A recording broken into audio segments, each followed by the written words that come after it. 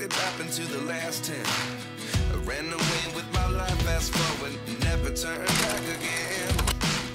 It's kind of funny that the more we pass time, the more we need to set them rewind. And 19 was the year I had to leave you, but now I'm seeing all the signs. Is this really happening? I can't believe. Hello বন্ধুরা, কেমন আছো সবাই? আশা করি তোমরা সবাই খুব ভালো আছো। আমরা খুব ভালো আছি। রিমঝিম ডায়েরির নতুন একটি ব্লগে তোমাদের অনেক অনেক স্বাগত।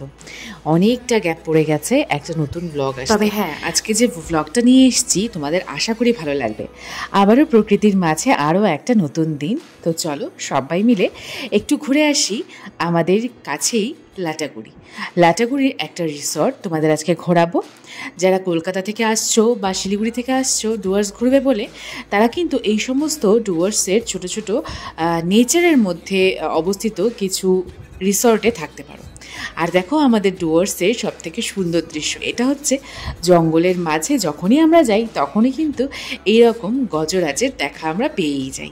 তো সেদিনও হাই রোডে আমরা যখন যাচ্ছি তখন গজরাজ স্বয়ং এখানে প্রকট হয়েছিলেন। দেখো কত বড় বড় দাঁত, মানে ভয়ানক দৃশ্য সেটা। দূরে থেকেই কিন্তু ভালো লাগে, কাছে আসলে আর রক্ষা নেই। তো যাই হোক, দূর থেকে যতটা সম্ভব ততটা ক্যাপচার করার চেষ্টা করেছি। দাঁতগুলো দেখেছো? বেশ দাঁতাল হাতি। তো এই দেখে তো আমরা বেশ ভয় পেয়েছিলাম। দূর থেকে যতটা সম্ভব ক্যাপচার করে তোমাদের সঙ্গে শেয়ার করব ভেবেছিলাম। আমাদের ডুয়ার্সের জঙ্গলে এত সুন্দর সুন্দর জীবজন্তুর দর্শন তোমাদেরকে না করালে হয়। এই রকম জঙ্গলে কিন্তু বাইসন, অজগর সমস্ত কিছুই দেখা যায়। ময়ূর আর রাস্তার ধারে বানর তো সবসময়ই আমরা পেয়ে থাকি। হাতিটি আসলে রাস্তা পারাপার করারই চেষ্টা করছিল, কিন্তু রাস্তায় এত যানজটের জন্য ও অ্যাকচুয়ালি সাহস পাচ্ছিল না। তারপরে যাই হোক, অনেকক্ষণ দাঁড়িয়ে থেকে আমরা চলে এসেছি। হাতিও হয়তো নিজের রাস্তায় নিজে চলে গিয়েছে। আর বর্ষাকালে দেখো গাছগুলো কি সুন্দর লাগে। এই সময়টা কিন্তু প্রত্যেকটা গাছে রং বেরঙে ফুল ফুটে থাকে। আর এরকম জঙ্গলে যখন যাই তখন নানান ধরনের রঙের ফুলের দর্শন পাওয়া যায়। যখন লাটাগুড়ি যাচ্ছি তখন চারসার রাস্তায় এইরকম ট্রেন আমাদের পাশ দিয়ে চলে যাচ্ছিল। এই ট্রেন লাইনটি কিন্তু পাহাড় কেটেই তৈরি করা। আমরা যখন যেখানে আছি সেটা কিন্তু অনেকটা উঁচুতেই অবস্থিত। ওই মোটামুটি প্রায় বলতে পারো পাহাড়ের কাছাকাছি আমরা রয়েছি। তো ট্রেনটা চলে যাচ্ছিল, আর রাস্তায় যেতে যেতে পাশ দিয়ে যখন এরকম ট্রেন যায় তখন কিন্তু বেশ মজা লাগে। আর ইচ্ছে করে যে ওই ট্রেনে চেপেই কোথাও দূরে ঘুরে আসি, তাই না? তোমাদেরও হয়তো ভালো লাগে। তো চলো, আর কিছুটা রাস্তা গেলেই আমরা আমাদের গন্তব্যস্থলে পৌঁছে যাব। আর এই জায়গাটা অনেকটা দূরে দূরে কিছু বসতি রয়েছে। তাছাড়া এটা তো হাই রোড, এইখান দিয়ে প্রচুর গাড়িও চলাচল করে সবসময়। তো তোমরা যারা কলকাতা থেকে বা শিলিগুড়ি থেকে আসছো তারা চালসা হয়ে লাটাগুড়ি আসতে পারবে।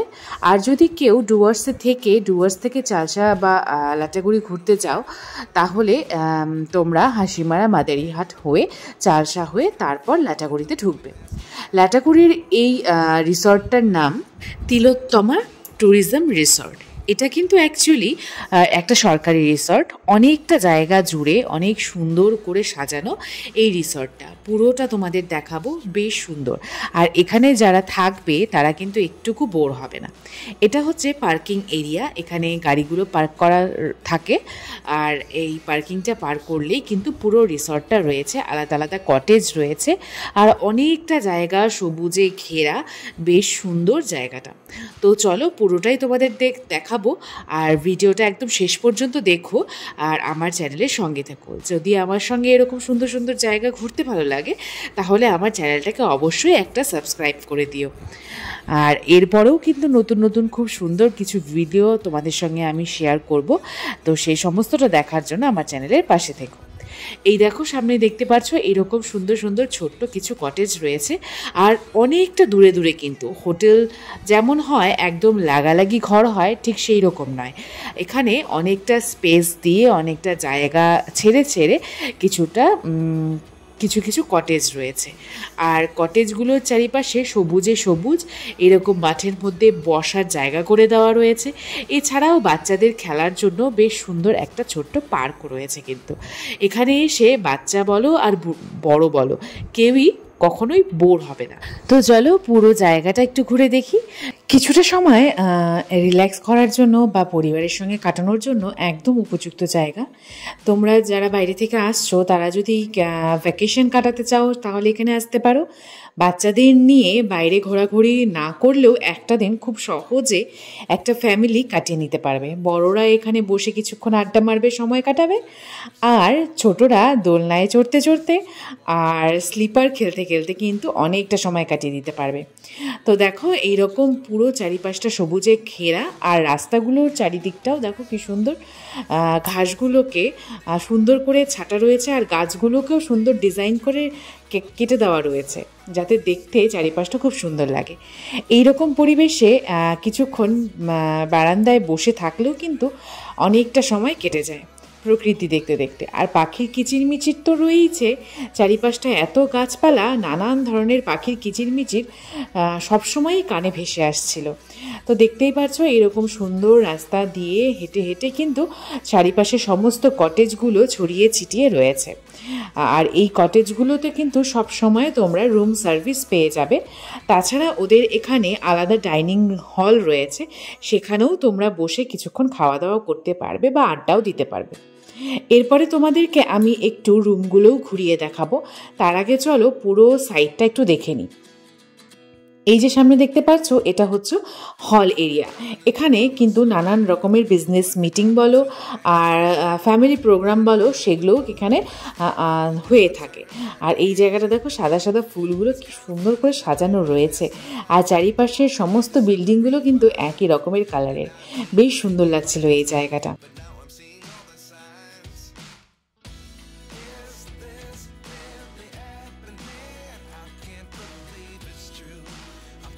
তো চলো তোমাদের এখন আর একটা নতুনত্ব জিনিস দেখাচ্ছি।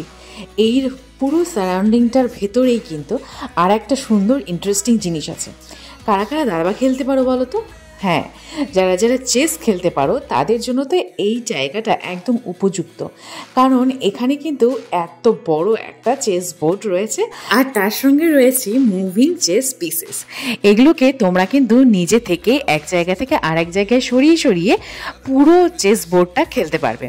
তো দুটো টিম ভাগ করে নিয়ে কিন্তু অনেকজন মিলে এই চেস বোর্ডটা তোমরা সহজেই খেলতে পারবে, মানে সরানোও যাচ্ছে, তোমরা বোর্ডের উপরে উঠে তারপরে চেসটা খেলতে পারবে।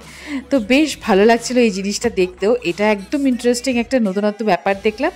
আর সঙ্গে যেই প্রোগ্রামের জন্য যাওয়া হয়েছিল সেখানে তো এক বিশাল বড় সড়ো টিফিনের ব্যবস্থা ছিল।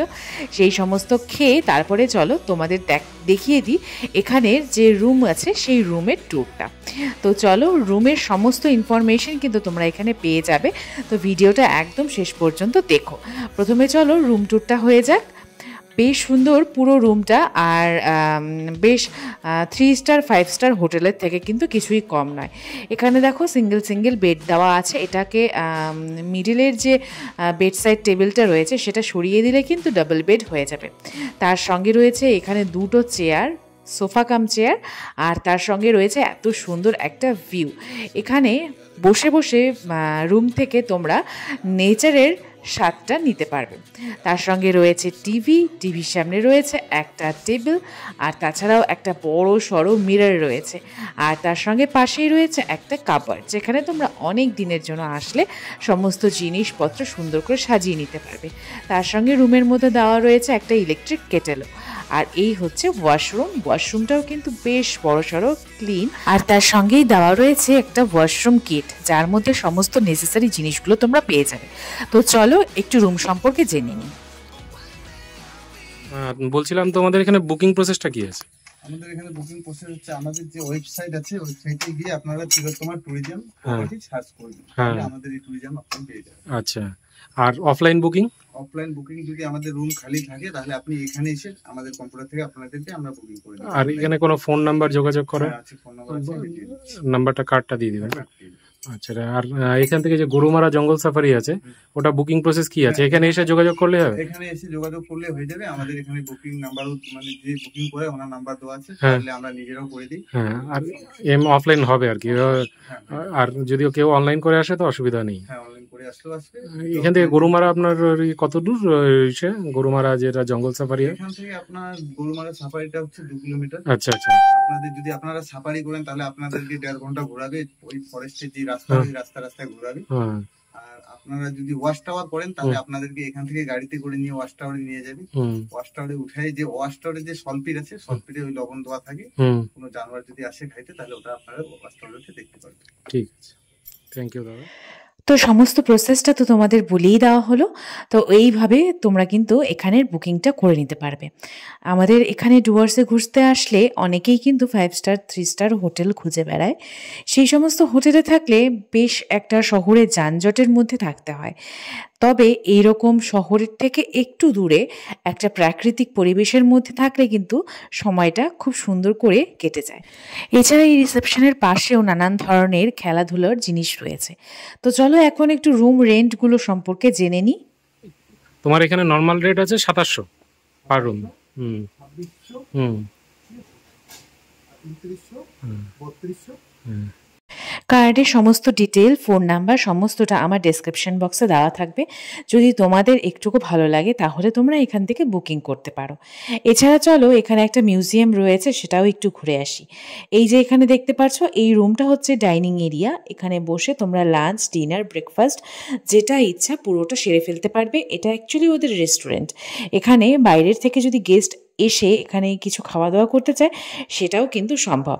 তো চলো, এখানে একটা ছোট্ট মিউজিয়াম রয়েছে, আমাদের পুরো ডুয়ার্সটাকে এখানে তুলে ধরা রয়েছে, সেটা একটু দেখে আসি।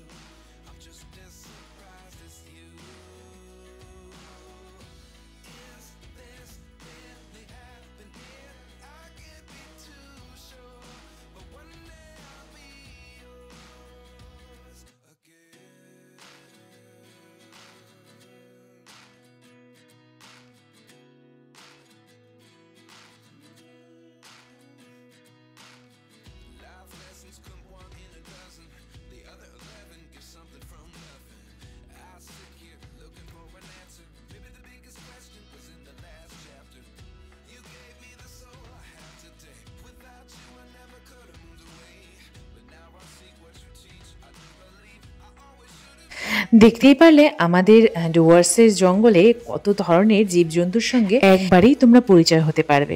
তো এই সমস্ত জীবজন্তুকে নিজেদের সঙ্গে আরও ভালোভাবে ওতপ্রোতভাবে জড়িয়ে ফেলার জন্য চলে আসো আমাদের ডুয়ার্সে। যারা এখনও পর্যন্ত ডুয়ার্সের কোনো ট্যুর প্ল্যান করোনি তারা এই বছরই চলে আসো ফ্যামিলি নিয়ে আমাদের ডুয়ার্সে ঘুরতে, আর দেখে যাও আমাদের ডুয়ার্সের সৌন্দর্য, প্রাকৃতিক সৌন্দর্য। অবশ্যই আমার এই ভিডিওর মধ্যে দিয়ে তোমাদের কাছে আমাদের ডুয়ার্সকে আরও সুন্দরভাবে তুলে ধরার চেষ্টা করি আমি। ডুয়ার্সেরই আরও নানান ধরনের সুন্দর সুন্দর জায়গার ভিডিও কিন্তু আমার চ্যানেলে আছে।